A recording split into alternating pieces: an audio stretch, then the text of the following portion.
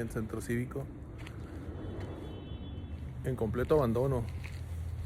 Entonces, pues sí es importante, ¿no? Para gobierno que hagan algo realmente. Todo esto, aquí vengo por Pasaje Autlán. Hay una oficina del sindicato de burócratas seccional que está abandonada. Y hay mucho terreno como baldío, miren.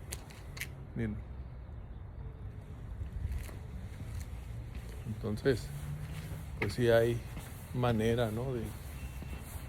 de que hagan algo aquí por la... Yo digo que el gobierno debería hacer algo porque pues aquí está el centro de gobierno, todo lo que es centro de gobierno del estado.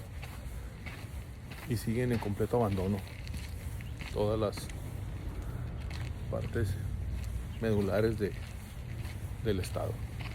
Ánimo.